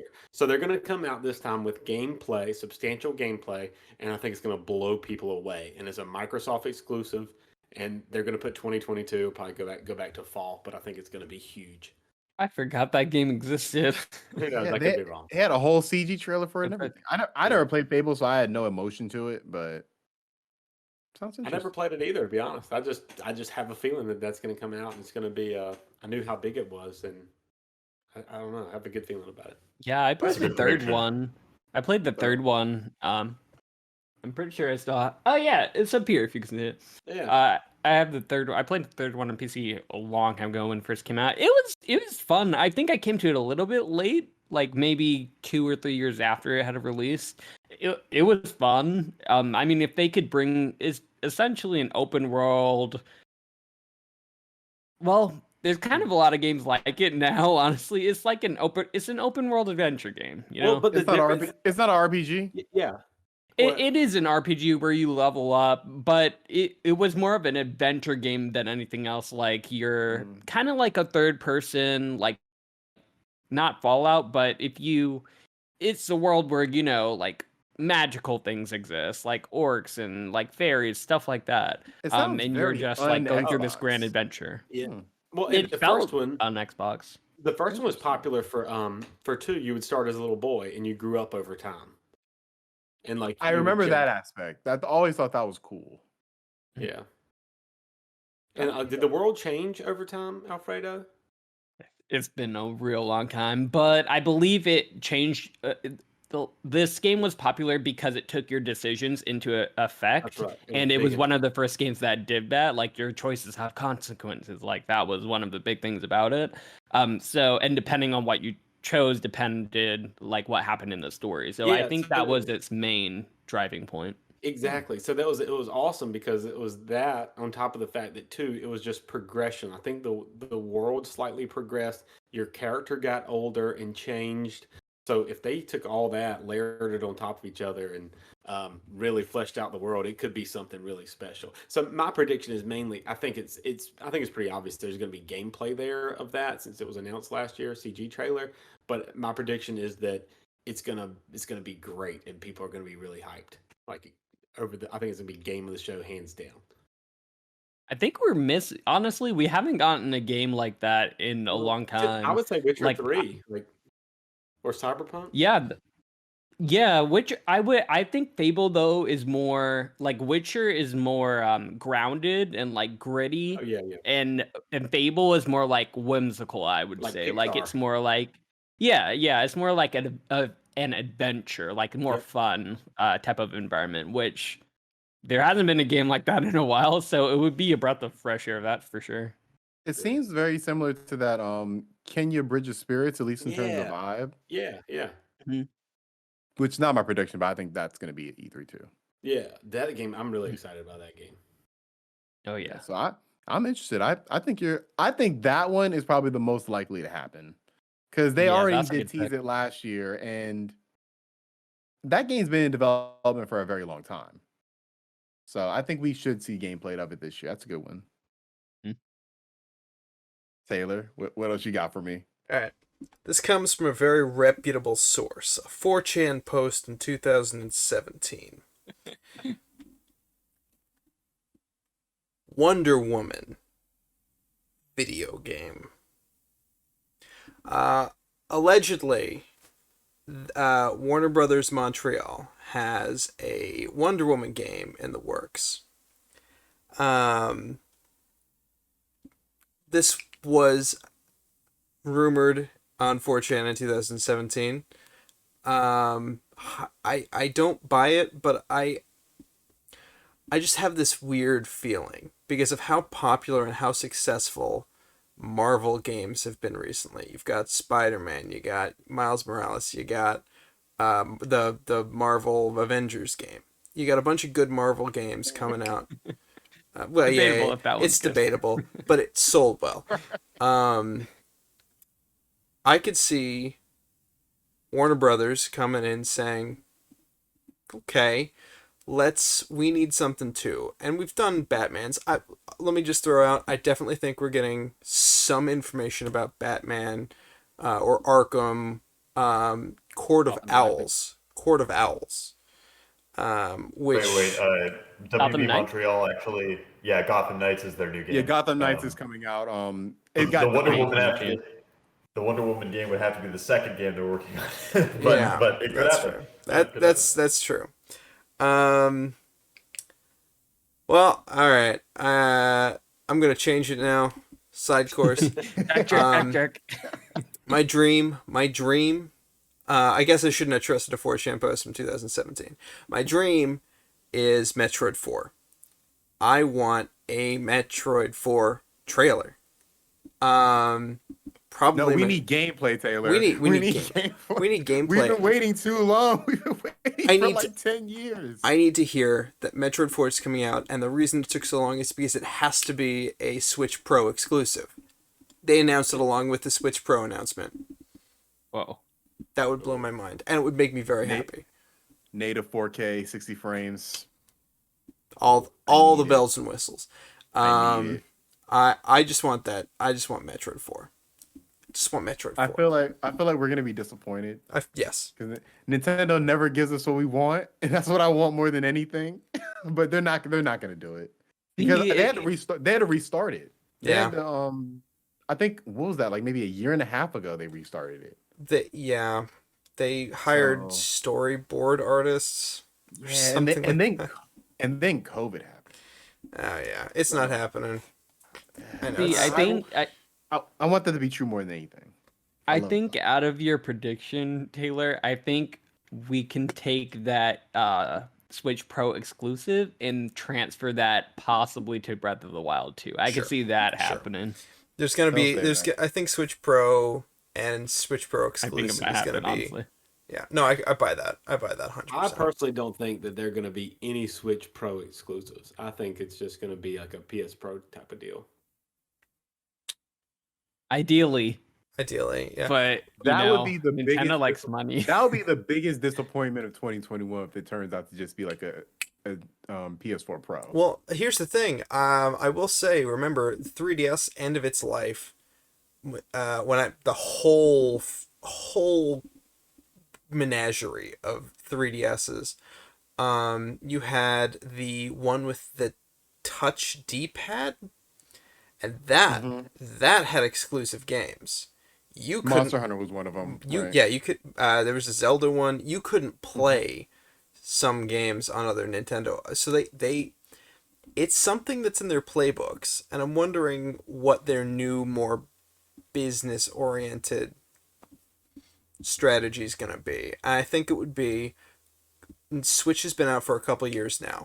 Let's keep going with the successful system we've got. Let's make it better, and let's put some exclusive on it to push it, because people like this shit. Metroid 4, you've been waiting for that. Well, you gotta buy our new one. I think that it. we're not going to get Metroid Prime 4 gameplay. I think we're probably going to get a trailer, Sure. Or Which- a JPEG. which sadly enough will satisfy me. So I hope you're right about us getting gameplay though. Yeah, I think a cinematic at most. Realistically, like we'll have Samus doing something cool, or we won't know who it is. It'll be like that Minecraft and Smash. People don't know what's going on. All of a sudden, you see the visor is up. Oh, there's Samus underneath there. It was Metroid all along. See, don't y'all miss the live audiences? Because watching that gets you Oh, so man. hyped because the Yeah. crowd's just going nuts. Now it's you gonna be know? some stupid stiff going like, "Wasn't that cool?" Samus Yeah. in a Samus is video back. game? He does a little snap for the Switch. Nintendo. I hope you're right, Taylor. Fingers We crossed. need I hope you're Metroid right, Prime too. 4. That may be the biggest hype announcement if we got Metroid Prime 4 gameplay. Ooh. That'd be cool. So, what's funny enough, I had like 6 things listed and we went through like most of them. Yeah. There's 2 of them we didn't go through, and I'm debating which one I want to do. So, I'm going to pick one of my game of the years from last year. We are getting Final Fantasy VII Remake Part 2 announcement. Yeah. Okay. Because by the time E3 rolls around, that DLC will already be out, I believe. The PS5 Mhm. enhancements for Part 1 will already be out. I think we are officially getting a name. It's going to be some crazy ass name. I don't even want to guess what the name's going to be. Final Fantasy VII Not Remake just part 2. Final Fantasy Remake Part 2, The Cloud's complete- Adventures with Barret. All like it's gonna be some crazy ass title. We already know. We know what we're in for. We're not gonna get a date. We're not gonna get gameplay, but we are going to get a crazy cinematic that's going to show that this game is going to drastically differ from this part of the original Final Fantasy VII. That's a good one. I think we are going to get a date. The little voiceover is going to come up at the end of the trailer and be like, Final Fantasy VII Remake Part 2 featuring Cloud and Barret doing adventures. Releasing in 2027. And then everyone goes, I will say, I think it's sooner than people are thinking. I think so it's- too. I Yeah. think they know. Because I think they had that stretch between Final Fantasy 13 and I would say like Kingdom Hearts 3, where it seemed like they didn't know what the fuck they were doing. Like, just to be completely honest. It just seemed like they were just throwing stuff out to the wind. And then they hit gold. I guess because Kingdom Hearts 3 did review well, right? It reviewed okay. It got like 7s, 8s. IGN gave it like a 9. I remember I was like, Oh, really? Oh, IGN was also wrong. So Hey, everyone calm down about Kingdom Hearts, okay? Let's calm down. It's a great game. Ever since then, they released Final Fantasy VII Remake, and that's their property. That's the main Final Fantasy game for a lot of people right now. So I think they know they have to strike while the iron's hot with this thing. Mhm. I think it's going to be open world-ish. what was that stupid Square Enix game that just came out? The Avengers. Balan Wonderland? Yeah, Balan Wonderland. Yeah, they need to apologize. Do you know what's really sad about that game? What? It was made by the same guy who made Sonic the Hedgehog, which makes me sad. Oh, Really? Oh. Wow. Yeah. Well, I think it's the same guy. Well, actually, I think he made all the Sonics, but he exclusively made Adventure, the Adventure series, which is some of my favorite video Yeah. game memories. Can we just say you just don't ever hear that about Mario? Oh, that's made by the same guy that made Mario. Just a testament to like who won that Contest. yeah, who won that little runoff there. Oh yeah, but yeah, that's a horrible game. But Yeah. yeah, they're not throwing their eggs behind Balan Wonderland. They're throwing them behind Final Fantasy Remake. sure. This is going to be, I mean, based on what we got in the first one, I feel like there's going to be 3 to 4 games. I think that's a fair assessment. And I this think, is, yeah. I think we're going to get an open world-ish game. Because at this point in the story, at least in the original Final Fantasy VII, this is where the game kind of opens up a little bit. Mhm. So I think that that's going to be the big thing that makes it different from part 1. So I think we're gonna get that. Not as sure as some of the other predictions, but I damn sure hope so. Well, when do you think it's gonna release? Year-ish estimation. 2025. February 2023. Whoa. That's fair. I think it's 2023 as well. I think early Probably in 2023, but June definitely or in July. 2023. Oh, it's long. yeah. I don't see it coming out 2022. November. 2022 is stacked, so I just don't see it coming out. But 2023, I think it's fair. Yeah, I guess you're right. And for Final Fantasy games, that's pretty early. Well, we do have other Final Fantasy games that might keep us company in that time. Final Fantasy 16 specifically. And there was a leak that came out today that there is an exclusive Final Fantasy game for PlayStation that's coming out as well. Which I'm like, they already have like 2 of them. Mhm. But Yeah, I that's supposed to believe be revealed. 16 is exclusive, right? It's timed exclusive. Okay. So that's going to be exclusive for, I mean, hell, Final Fantasy 7 is exclusive, like timed exclusive too, and it's still not on Xbox. So yeah, I don't know how long that deal is. By the time it comes to Xbox, no one's going to want it anymore. But yeah, I think we're going to get that. At least I hope so. Alfredo, take us home.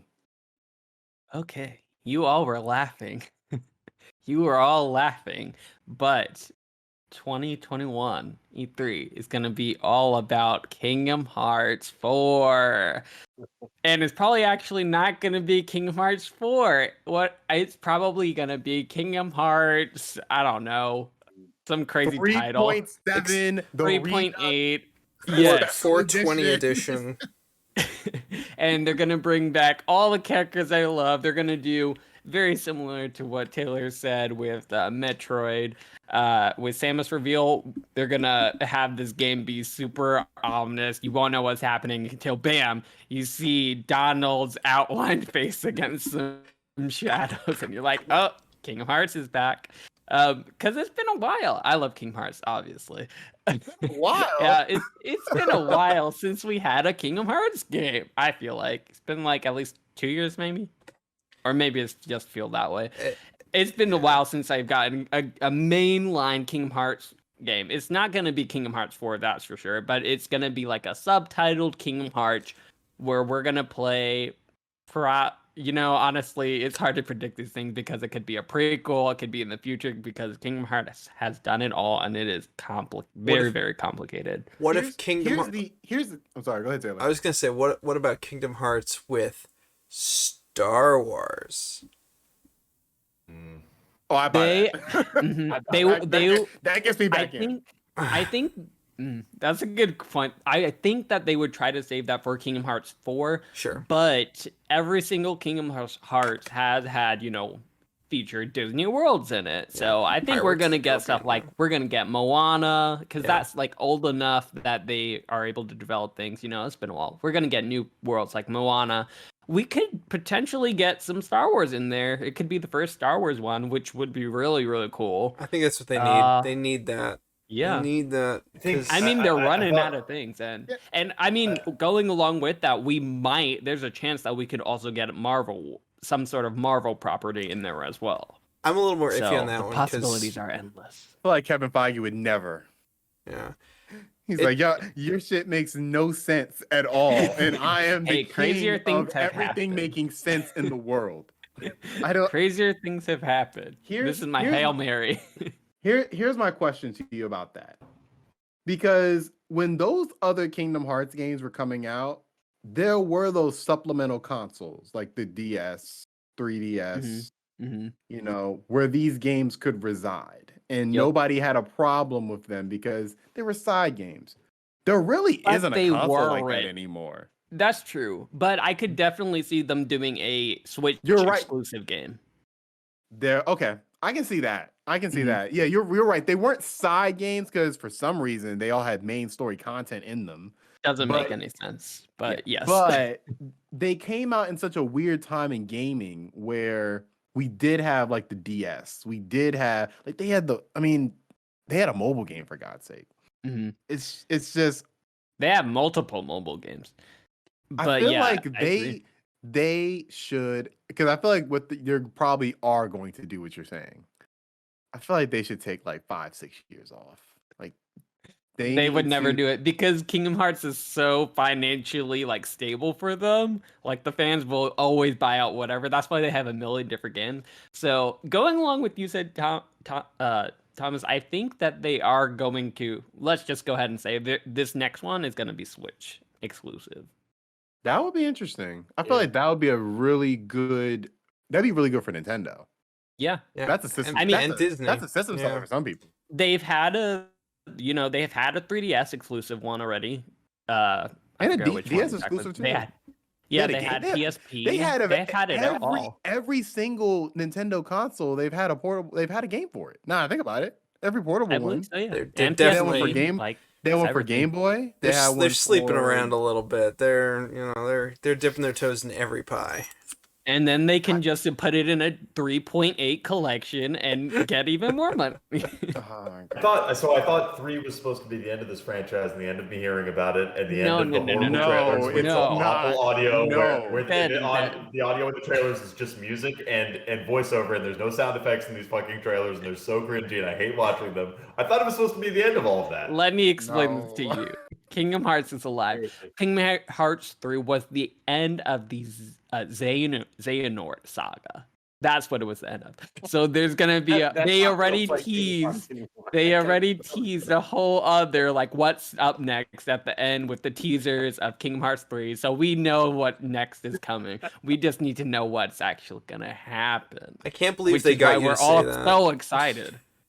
When is Disney about to just be like? Oh man.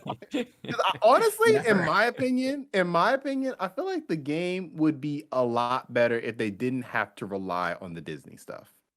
This is true because at the end of Kingdom Hearts 3, they stopped doing all the Disney stuff and they did straight up Kingdom Hearts stuff, and it was awesome. And I don't know if you guys know about this. Well, I don't know why you wouldn't keep up with Kingdom Hearts stuff, but for those who don't, at the end of Kingdom Hearts 3, like there was like the super secret trailer that they always have at the end of every You Kingdom talking about Hearts. Remind or the? You talking about Remind? Yeah, or just the end of the Remind. game? At the end of Remind specifically, the DLC, they had a secret trailer where basically they took, if you guys remember Final Fantasy 13 Versus, they took that entire scene, like the trailer that we all saw for years, where like Yeah. Noxus in the car. They took that scene and put in a character that they introduced in Kingdom Hearts 3 and redid it with him. So they're introducing some elements of Kingdom Hearts, of Final Fantasy Versus into the Kingdom Hearts universe now. So they're trying to insert a lot more Final Fantasy stuff, which is exciting to me because that's always the most fun stuff in Kingdom Hearts. So we'll see what happens with this game, honestly. But yeah, Switch exclusive, next game, E3, give it to me. All right. Yeah. What do, I I hate to end our topics on Kingdom Hearts, but we have to. The last thing we need to do. This is one of our longer episodes. We had to do it up for E3. We had to.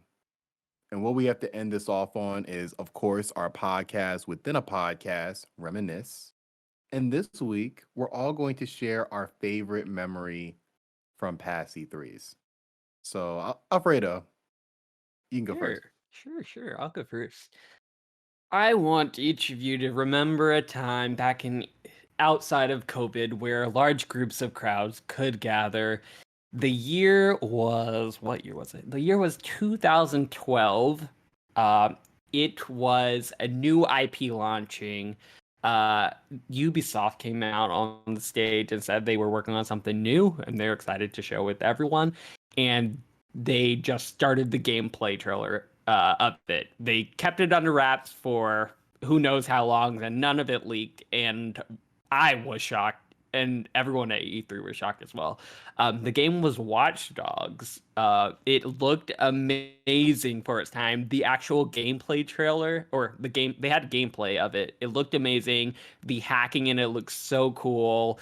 And they basically came out with what seemed like a promise of what was going to be released was the greatest like spy / hacking / like tech game ever to be released, and the trailer made it look like it was going to be that, because at the end of it, I think what they did was like zoomed out of this super intense moment, and they were like, oh, there are other agents all around you, and it's going to be this multiplayer type-ish world where you're working with other agents against and with, and it's going to be super cool.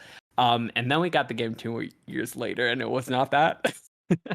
But You know what's crazy? I'm at not the to cut time, it you was off, but amazing. Yeah. games still don't look as good as that trailer. No, dude. Yeah, That trailer well, was amazing. it was. I watched it again just before this actually, and it looked great. I bought it day one, pre-ordered and everything, and Aiden Pierce, the main character. What a terrible character! So boring.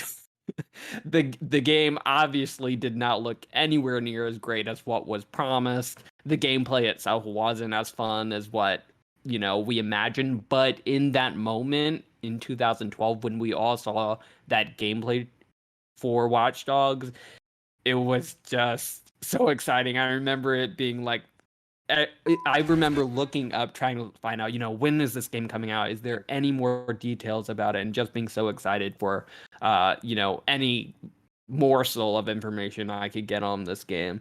But unfortunately, it didn't deliver. But that was probably one of my favorite E3 moments, just because it was kind of like, wow, like a game like this is the next step. Like, this is what we're stepping into for gaming. Dude, that's like what we watch E3 for, is something like that. Those kind of trailers only drop, like, I would say there's only a handful of those in the past decade. Yeah, Like Watch Dogs, I'd say Cyberpunk had a showing on that level, and honestly, Anthem, when Anthem was first shown, was a really hype moment like that. Like, wow, Yes, So- these all three of those games games that have in common. they were all disappointments. But they But were able yeah. to keep them under wraps, and I think that was a big factor. But these games were like genuine surprises for me, Yeah. especially. So it was just something about, oh my god, like this is amazing. We didn't know anything about this, and it's like an amazing Christmas Day present. It was. That's a Good one. really good one. That was a great one. All Yeah, right. That's my Taylor. favorite E3 moment. Oh, me, okay. My favorite E3 moment is every Ubisoft panel, every single one with Aisha Tyler, because they are the most awkward things in the world. I like Aisha Tyler. She's very funny. I like her on Whose Line Is It Anyway? And she does a good job voice acting.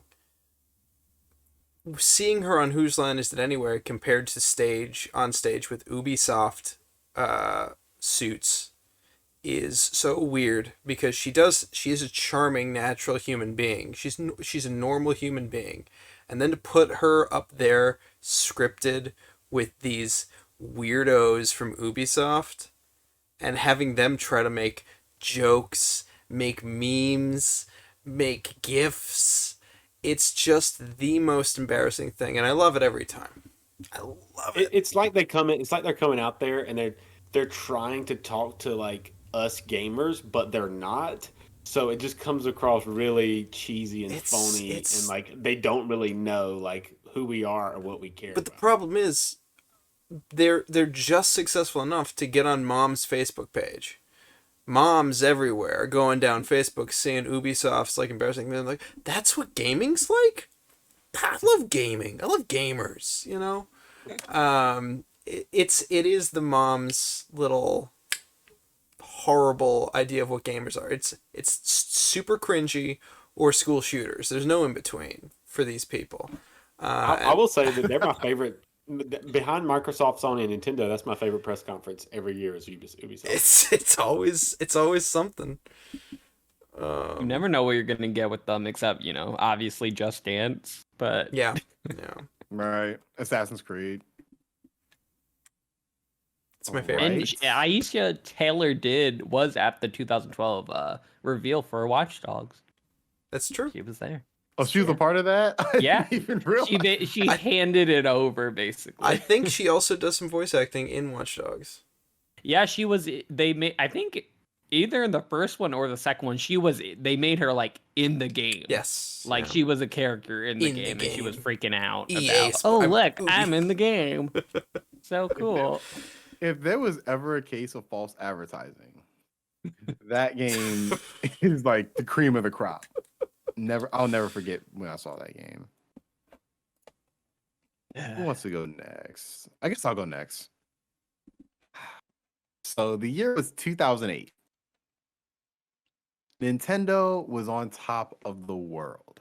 Nintendo had the year before, I believe, dropped, well, I think the Wii came out, 2007 or 2006? 2007? I want to say 7, but it feels like 2006 now that you say it.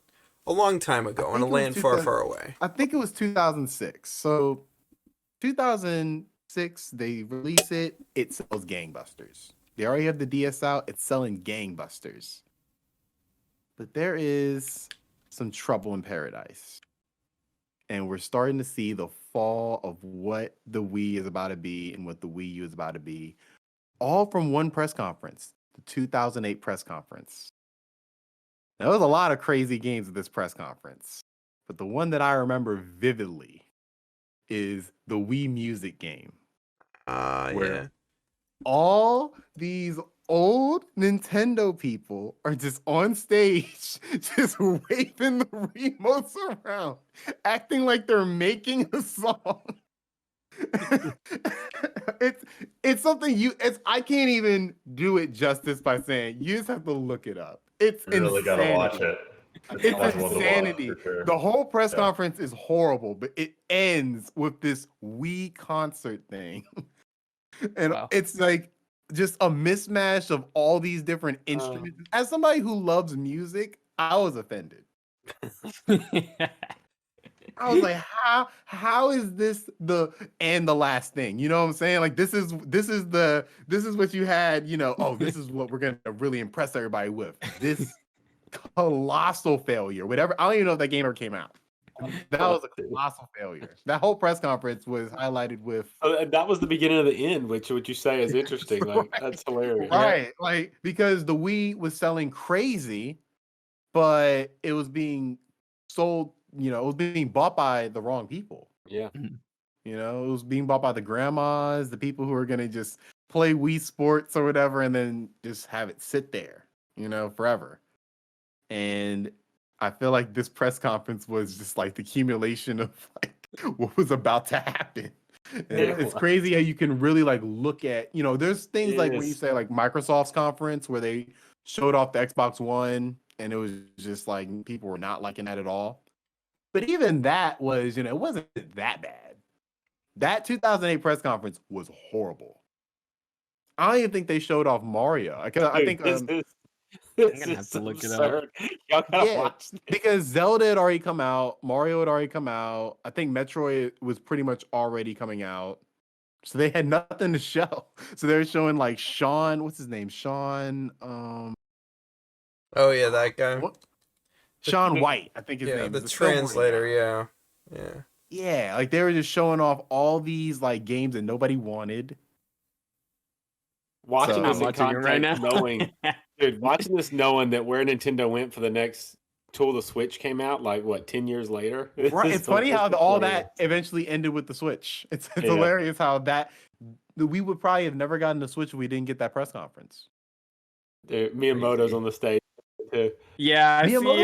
He was one of the ones dancing. Yeah, like it was crazy. It's like all these legends on the stage, and they're just dancing to this horrible video game.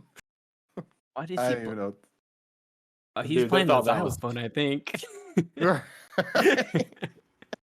They thought they Wow. had something Wow. there.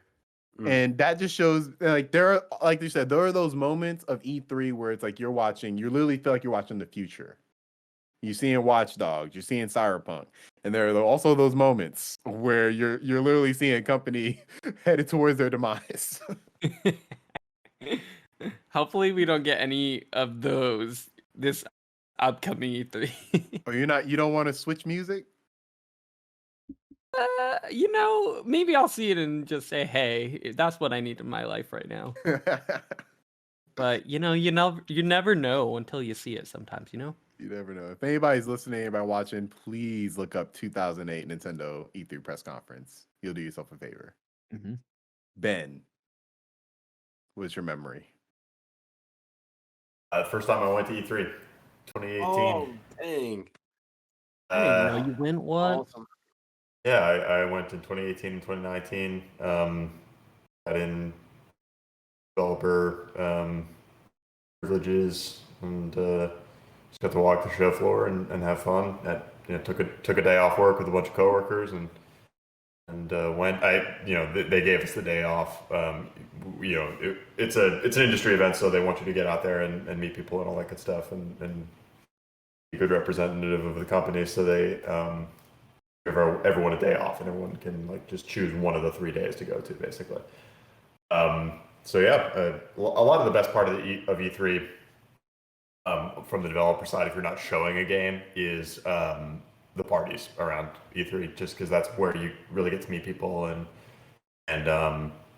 talk to people about what they're working on and all that cool stuff, and just like socialize with people in the industry that.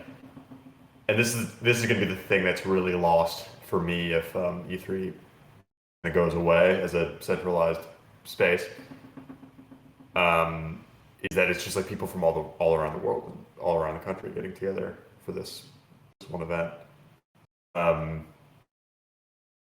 So yeah, like walking in for the first time, and just kind of seeing the scale of it and how massive it was, and going on the show floor. It was like, yeah, that was like 6 months after I had started working as a game designer, and I was like, well, yeah, I'm really a game developer. I really am. So that was a cool moment. Was there ever that moment when you're on the show floor and it was like, I'm here? Yeah, totally. Yeah, at first, and then like immediately it wears off, and it's like, oh my god, there's so many people, and the lines are so fucking long. I'm not waiting in any of this shit. And then it wears off very quickly. I would be like a 4-year-old in a candy store, dude. I would be so freaking excited, dude. Y'all aren't gonna be. If we go to E3, y'all are not gonna be able to contain me. Did you wait in any lines, Ben? Not for anything. Not for anything big. Nothing AAA. So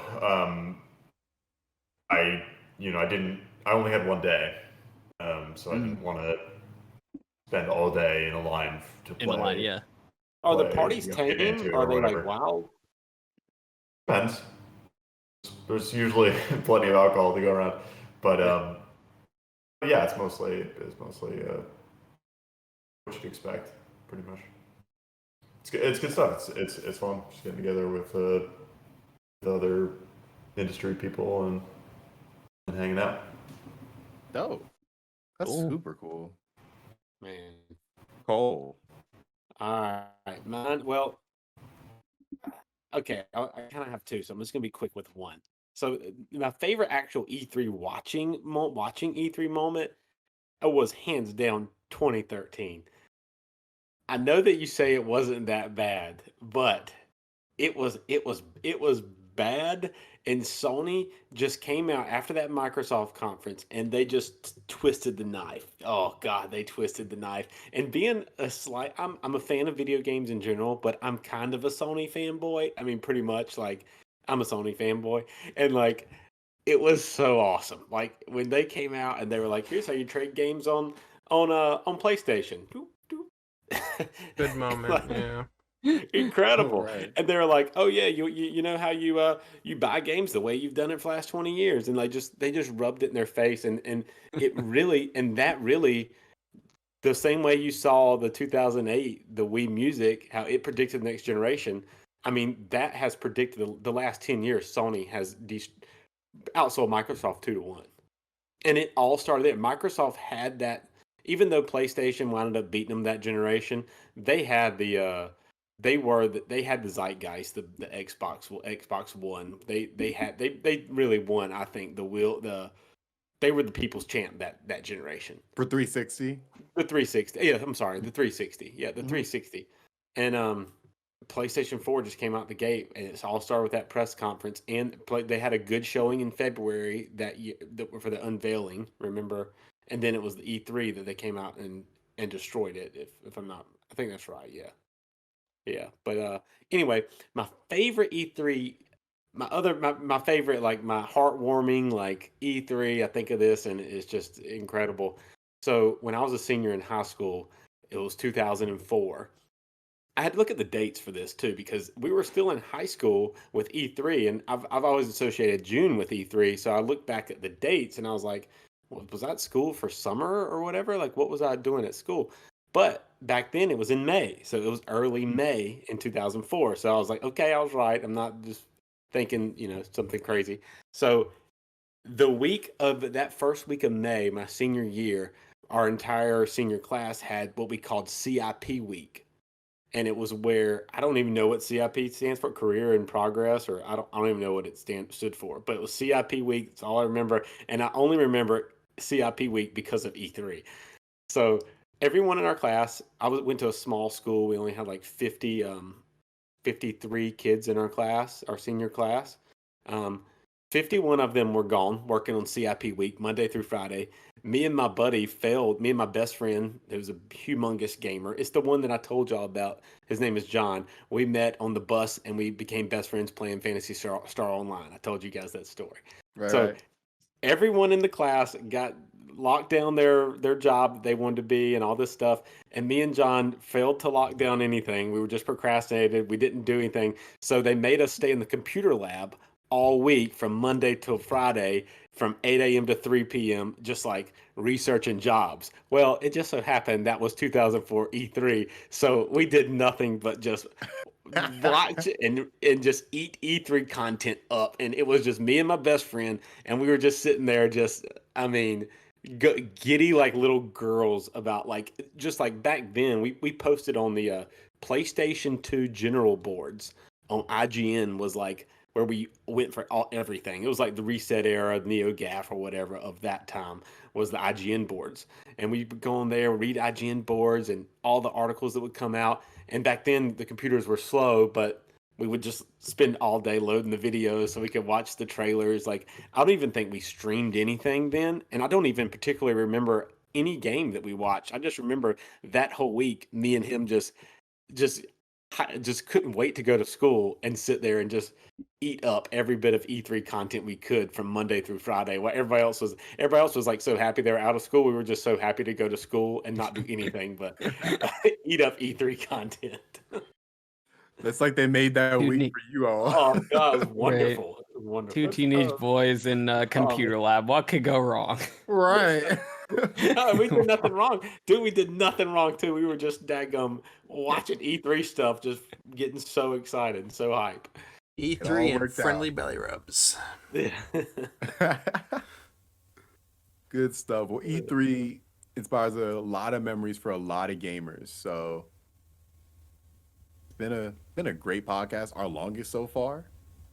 I want to thank anybody who's listening out. I want to thank anybody who's watching us.